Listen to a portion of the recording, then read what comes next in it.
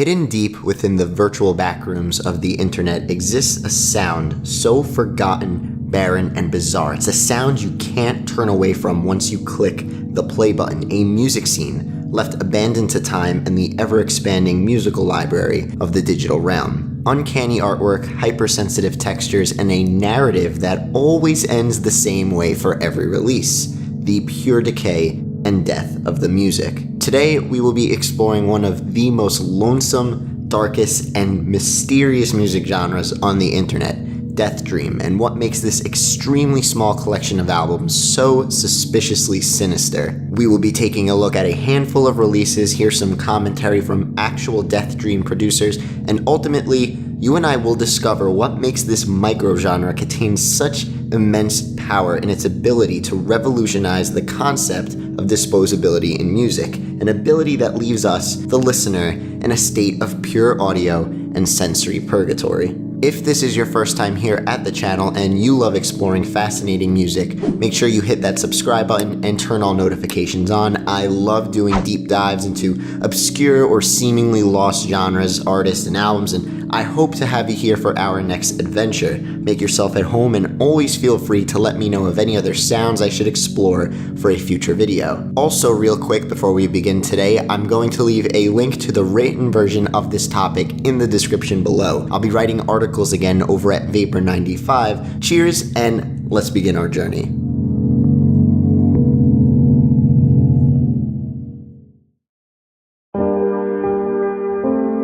Death Dream is a Bandcamp tag given to a small collection of albums that explore themes of isolation, depression, desperation, and other similar subject matter. As of the making of this video, only 75 releases, at least for me, pop up when searching the Death Dream tag on Bandcamp. It's a very niche style that clearly hit its prime in like 2015 to 2016, and although you'll find some more recent releases scattered here and there, the style is now trickling away and rotting away to time. Stumbling upon Death Dream feels like you've discovered an abandoned city or a ghost town. You've run out of gas and you pulled off the main highway only to enter a town vacant of all life. Click on any of these releases and you're entering a vacant house or storefront in this abandoned town, tracklist resembling the objects and outdated decor within that may paint some sort of picture as to what really happened here. Using tools ranging from heavy drone work, repetitive looping sabotage, and just the straight up eerie bending and twisting of samples and instrumentation, producers, or as I like to call them, practitioners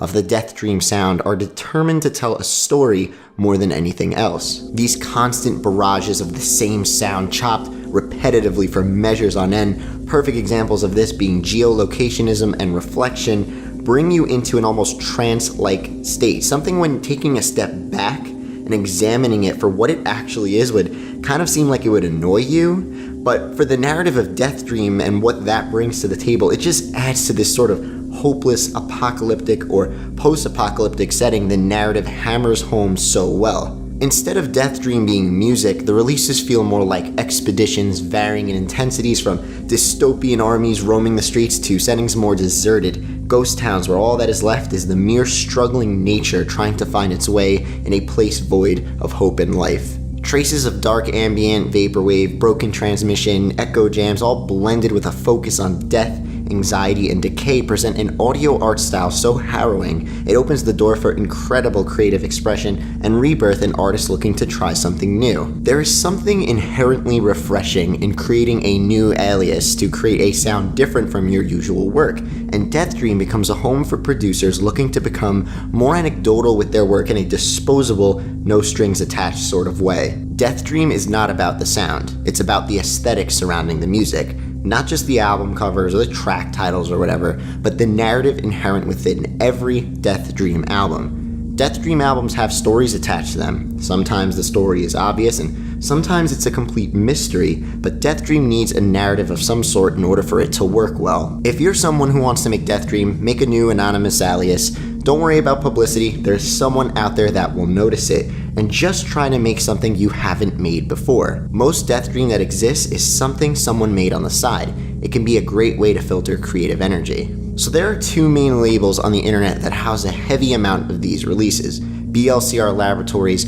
and Black Records. I highly recommend venturing through each of their respective catalogs. The two are truly a goldmine and will definitely provide you with the material you're looking for. I want to focus our time today though on a couple Death Dream releases specifically, projects that caught my attention immensely, and I just find them to be a perfect demonstration of how intense storytelling elements can be through fascinating presentation and production. Use these albums as undedicated, drowned out background noise late at night.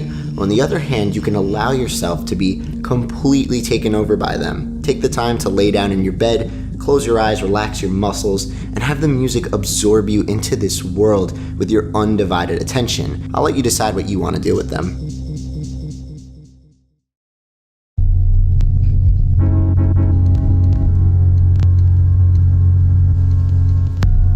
First up on our list today, I want to showcase the brilliance of Father's 2016 release titled Reflection. This 8-track gem explores themes of self-reflection, loneliness, rejection, depression, rebirth, and concludes with the unfortunate fate of the inevitable crash at the end. This, all my opinion of course, and may not be what is actually intended by the producer, but when you look at how the track list is worded and ordered, and you listen to each song in succession, you feel like you've transported into the body of someone going through a pretty tough sort of struggle. The opening 10.5-minute track, Reflection, is just mesmerizing. Those crushing, non-stop repetitive loops that just consume your mind, bringing to the forefront these memories you can't stop thinking about being flashed in your head over and over and over again. Tracks like Waking Up to the Same, Someone Else, Losing Everything all follow up with this rained on and weathered sample work, struggling to make it through each measure. These brittle songs begging for your attention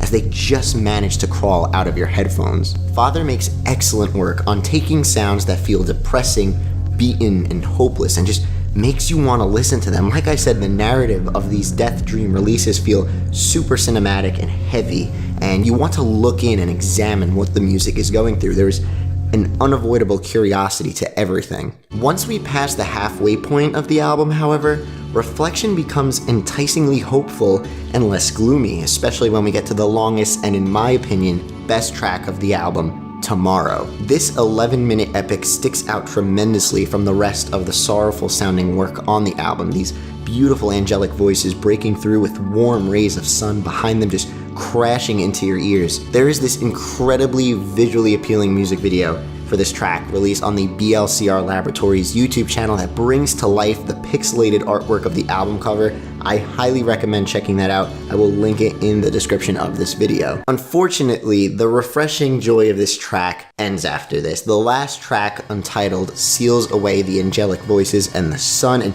returns to these jarring, repetitive loops. It feels like the previous track crumbling and burning to the ground, proving it all to be an illusion as we and the album just get hit with this hard stop that just brings us right back into the first track of the album. This move makes the album feel like a looping cycle and further nails in the notion that whatever this person is going through, this subject you create in your head as you listen to the album, it's just this never-ending cycle of sadness, a possibility for light to shine through, and then it just dive bombs back into despair and hopelessness. Sounds miserable, I know, but trust me, definitely start with this release. It's an incredible journey through hypnotic sound design that feels like an artistic film rather than an album.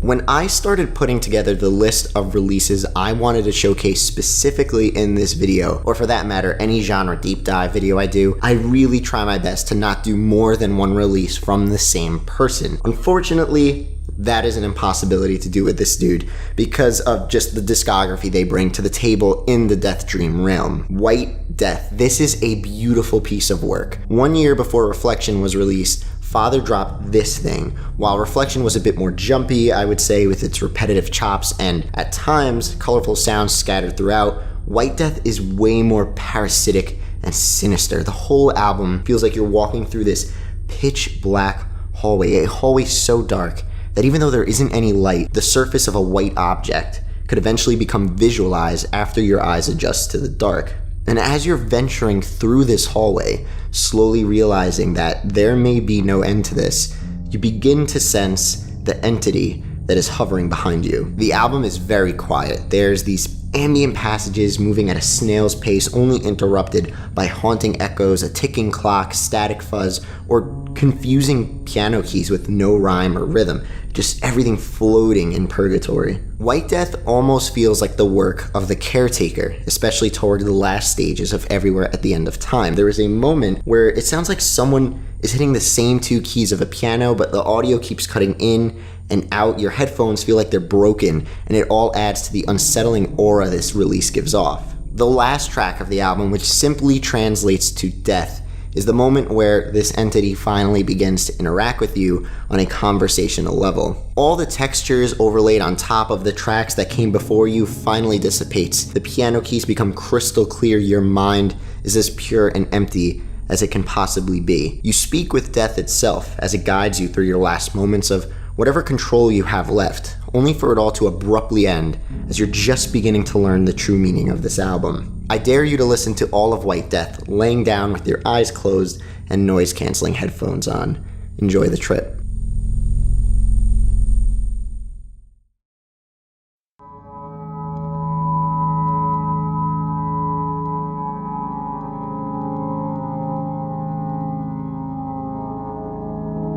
If you search up Death Dream on Bandcamp, you're going to notice this name pop up a lot. Translated to dark nature, this producer captures the ominous energy of being lost in nature and or abandoned places. Harsh winds and distant remnants of a town that once was in the 29-minute long release of Soul Drainage, the hyper-heightened sounds of birds and bugs with the sounds of life, the most brutally cold day of your life with Bleed, or the hidden beauty of a dark forest as night turns to morning on a cloudy, cold, and rainy November day. 2015's The Dark Forest. Dark Nature does a stellar job at recognizing the disposability in music. The idea that anything you do or anything that has been done before can be sampled, recontextualized, and repurposed as something new. Nothing is ever untouchable, unmalleable, off limits. Nothing can live or last forever. I was able to get in contact with Dark Nature, who had some interesting things to say about the concept of music as a whole. I think that music is disposable. Vaporwave kind of made me realize this, sampling stuff I would never have heard of otherwise. For an example, I'm pretty sure more people have heard Lisa Frank 420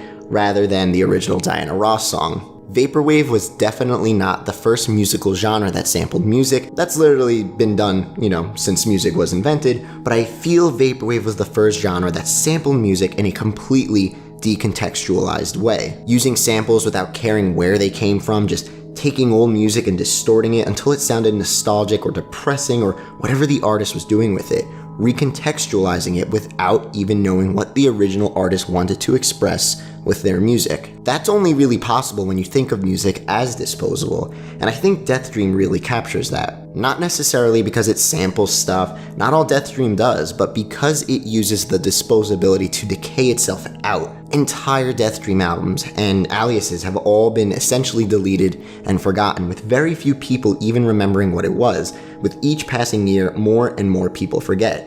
I know of this firsthand. I think it's special when there are entire albums that can only be recalled via your memory, when the only thing preventing this art from fading away forever is you staying alive. Having a relationship like that with music is super special. Death Dream should be able to die, is what I guess I am saying. Accompanied with the cheap aesthetic of VHS weathered artwork, Dark Nature captures a wide range of moods. There are releases that feel hazy, longing, and tranquil, while others are just straight up sporadic. Dark Nature, or the person behind the alias, is also the owner of Black Records, a label I highly recommend you check out for more Death Dream material, and it was great getting their insight on the integrity of Death Dream. It all goes beyond just the charm of something feeling cheap, brittle, and repurposed. The gradual decay of the music brings to life a whole other avenue of narrative to any project. Dark Nature believes this is where the death in Death Dream comes from, the fact that the ending is always planned. Death Dream should be built around the idea of the impending end of the art, a story with a beginning, middle, and conclusion. Death Dream is not about the sound, it's about the aesthetics surrounding the music. Not just the album covers or the track titles or whatever, but the narrative inherent with every Death Dream album. Death Dream albums have stories attached to them. Sometimes the story is obvious and sometimes it's a complete mystery, but Death Dream needs a narrative of some sort in order for it to work well.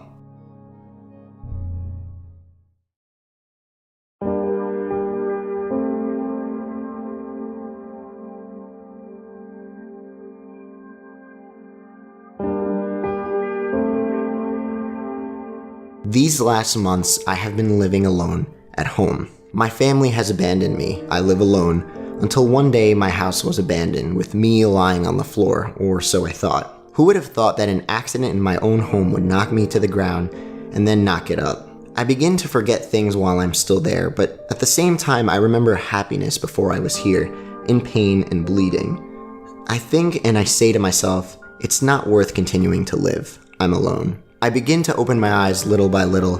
It's my family. I manage to disillusion that I am in the hospital, but I cannot distinguish their faces very well.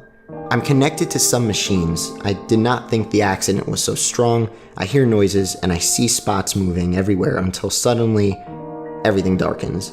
I wake up in a few hours and then I know. I do not know where I am. It's all dark. I cannot see anyone. I realize that I am abandoned. Everything is darker until I begin to remember where it was the last time I was there. It's clear. I remembered everything. The accident left me very bad. I'm dead.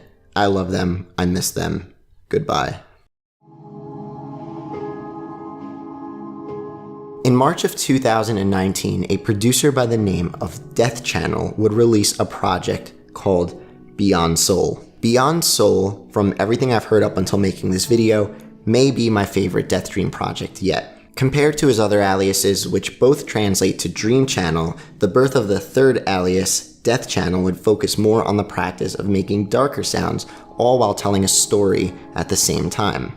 On Beyond Soul, Death Channel tried to imagine a story in which a sad and lonely man was left adrift in his own home due to an accident, and what would happen as the situation goes from bad to worse. As you listen to the album, the sound changes a bit, but the essence of sadness and darkness remains.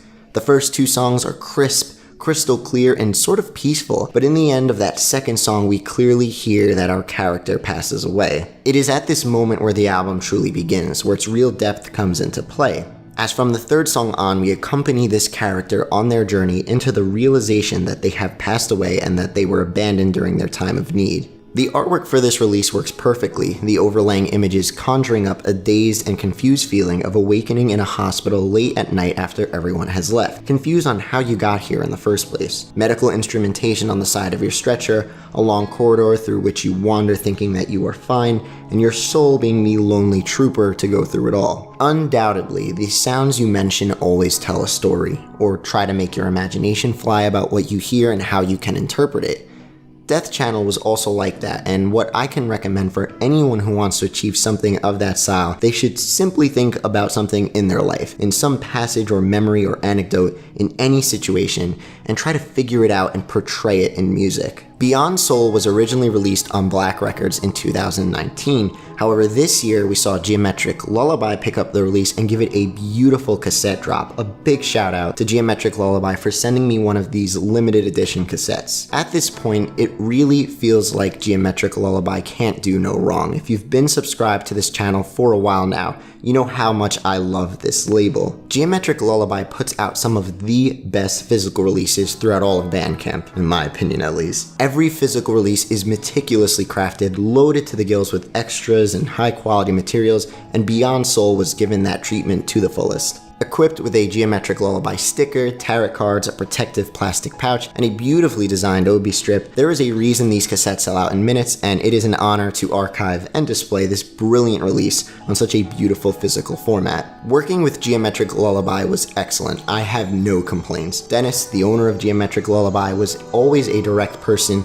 clear and with all the ideas in mind for how this cassette release was going to turn out. I have great respect for him. He has achieved many things in an extremely fast time. It was an honor to have worked with him, and I would happily like to do it again. He is an example to follow for all that he has achieved. When reaching out to Death Channel regarding any commentary or any interesting information regarding the release of Beyond Soul, they told me the inspiration for the project comes mostly from video game soundtrack elements like Silent Hill and Alice Madness Returns. That, combined with vaporwave techniques in projects like Medical and Father, led to the creation of Death Channel. Beyond Soul is born with sounds and interpretation from some parts of the producer's own personal life as well. I've been hospitalized 4 times in my life, and most of it between 2010 and 2014 I spent in the doctor and hospital accompanying my grandmother until her death. All those moments of my life, those feelings, being there and living it, is what gave the sound of Death Channel. Death Dream is an abandoned goldmine of music, a collection of releases forgotten to time and left to rot away in the furthest corners